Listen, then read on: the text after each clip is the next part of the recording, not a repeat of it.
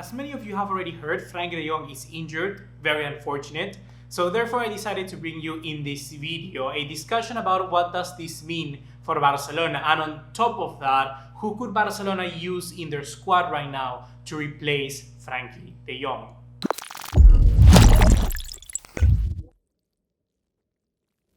What's going on, guys? ¿Cómo están? BugaLuis here. Welcome back to another video here on the channel. And yes, indeed, Frenkie De Jong will be missing out for approximately 4 weeks due to a Soleus injury in his right leg. This will keep him out of very important matches such as Atletico Bilbao at home, Celta de Vigo away, Atletico Madrid at home, and then Villarreal away. And this comes as a surprise since Frenkie De Jong has already 38 appearances with Barcelona this season and 27 of those coming in the league. It means that we have a very consistent player on our hands, and injuries is something that he doesn't normally get. That means that Setien will have to find some alternatives for this player, and at this crucial moment in the season, it's going to be very hard to find one of them in our squad that can really live up to the level and consistency that De Jong has been having. But before jumping into the alternatives, I think we must first discuss what is that De Jong brings to the table. What is his role at Barcelona, and why do I think he will be such a big loss? So I'm guessing that we all know what De Jong does as a player. You know, we're talking about one of the greatest and most brilliant minds when it comes to the middle of the park of this generation. We're talking about a player that can drag the ball forward and dominate in possession and also play from the back. And he's so good at outcoming defensive blocks. And that is one of the main reasons why Barcelona signed him in the first place. This technical and tactical maturity in such a young player is really unseen. And on top of that, if we add the traits of him just covering up the ball with such a tight dribble and helping to kind of play through one-touch passes, we have a midfielder that really helps progress the play of Barcelona by a lot, and something that we don't normally tend to realize.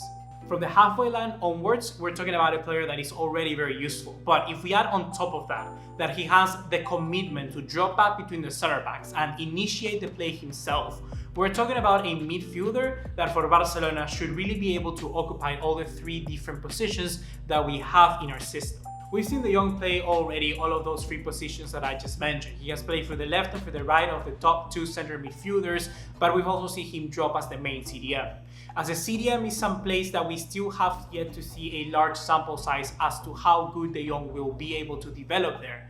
Because yes, he can be playing such as that main CDM and be the distributor like someone like Sergio Busquets, but at Ajax he much rather had a double pivot, even playing with Daley Blind when occasions came to arise. This allowed De Jong to be able to kind of distribute the load of the defensive work. And that is something that at Barcelona he hasn't really tended to do. That is why most of the time we see Valverde and now even Quique Setien, whenever they remove Sergio Busquets, they introduce someone like Rakitic and not necessarily drop De Jong to the fold. At Barcelona, unfortunately, I would say that his role is much more simplified than what we were able to see at Ajax. We haven't seen a performance such as, I don't know, De Jong versus Real Madrid in the round of 16 of the UCL, because we have more of the time a player that is the kind of linker, or the player that tends to travel with the ball to connect the distribution of someone like Sergio Busquets to Lionel Messi. He will try to find the spaces through the left or right hand channels. That is why he's so pivotal for our system, even when we don't tend to notice it, because he has been playing way more advanced. I'm not saying that is where I believe De Jong would be best, but in this system at Barcelona, he is playing there, and he is playing well enough. De Jong is really encouraged to dribble past an opponent, and that is something that he tends to do for us as well. We have a player that will not only try to ensure that you get the delivery of the ball, but also he will try to kind of get space for himself. And in return, he's making sure that you get the pass in the best of scenarios. We're talking about a player that tries to give you the pass as clean as possible. Even though this version of De Jong is much more secluded and kind of tied to his position, he doesn't tend to free roam as much, he's still such a pivotal and useful part of our midfield. I'll use Sevilla versus Barcelona as an example, where the successful dribbles that Barcelona had were only 10 and 5 of them were done by Lionel Messi. That is not nearly good enough, especially when we have such a tight and defensive block with very physical players in people like Fernando, Lucas Ocampos, or simply what Sevilla basically stands for. Someone like De Jong would have been very helpful in that scenario, and I have to say that we severely missed him in that game. So I guess with all of that being said, we can move onwards into the alternatives and find which of the players can fill that role that De Jong is going to be leaving behind, and especially, like I said, in such crucial moments like this during this season. So the very first of those, of course, will be Artur Melo. He will be kind of like our first player when it comes to mind. Artur Melo's time at Barcelona has been marked by inconsistency. He hasn't been able to complete the full 90 minutes. He's been kind of taken out because of off-field scenarios, off-field situations, and also because of many different injuries. However, he's had another, I would say, main barrier that has really hampered his progression as a starter for Barcelona, and that is his kind of lack of tactical nuance when it comes to kind of positioning himself once he goes forwards on the field. Artur is a player that will tend to be the metronome of a midfield. He will tend to progress and drive the ball forward instead of individual skill like dribbling, which he can do, don't get me wrong, but he would much rather do it by kind of short passes, very horizontal passes, and then find the spaces like that. He's a counter presser, yes indeed, and he can kind of most of the time drag the opponents to him, but then he will tend to pass it horizontally to the CDM, to the left midfielder, and form a triangle like that. That is what Artur will mostly tend to do. But once he gets his space and once he goes forward, he won't most of the time return in time to get his position. And sometimes he goes forward when he shouldn't be doing that, or sometimes he just stays laid back and never really follows up with the run. That is something that is costing Artur a lot, and why people like Valverde and Quique Setién are still relying on people like Ivan Rakitic in front of someone like Artur.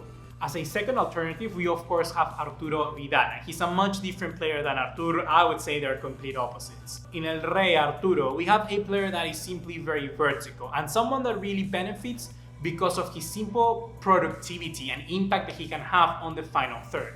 This is easily shown by his 7 goals in La Liga and his surprise runs that he really gets to find into the area. He will mostly tend to even add himself as a secondary striker, and he can help us a lot, especially when we need to break the ducks very early into the game or in the last few minutes of one as well.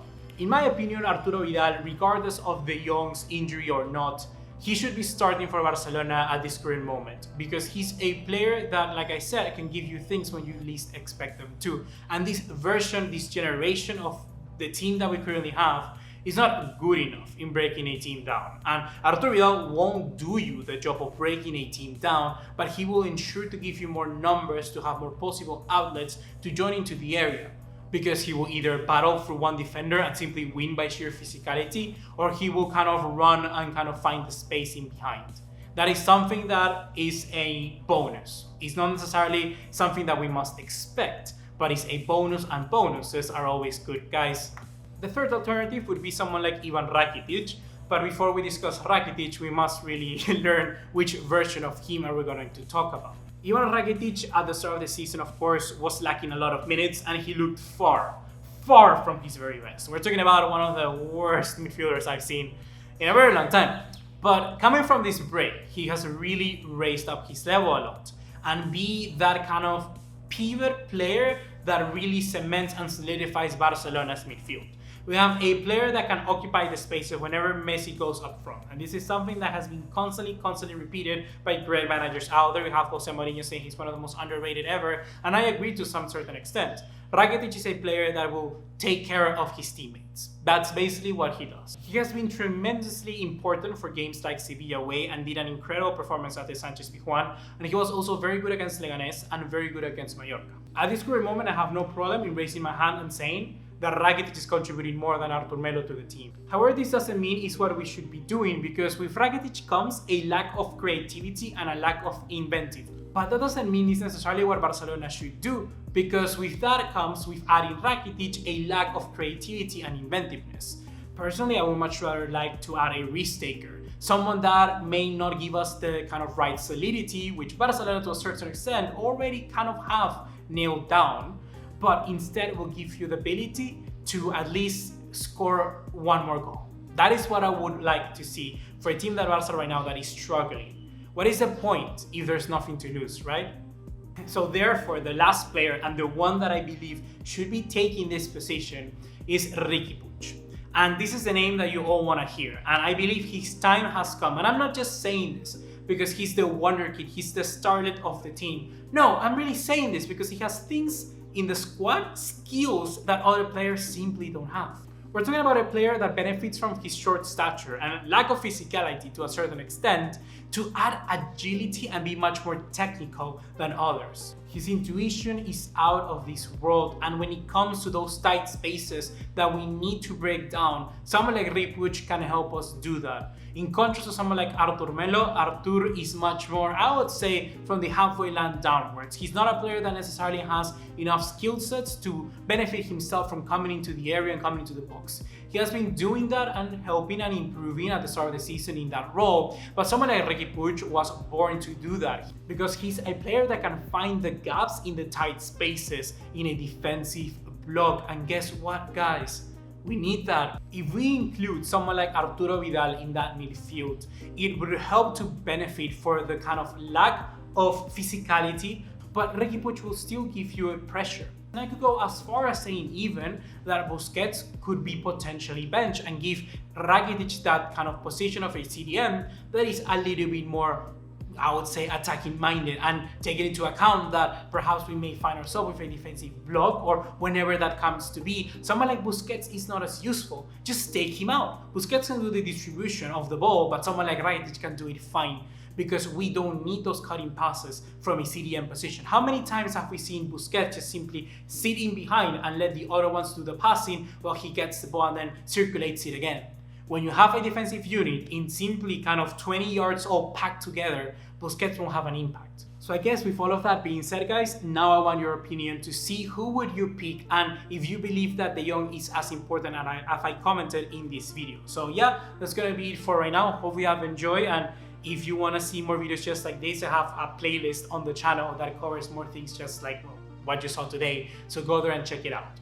And just before leaving, once again, we made a video talking about Real Madrid because, my goodness, what a way to win, right? What a way to win. Damn. See you in the next one. Take care. Ciao.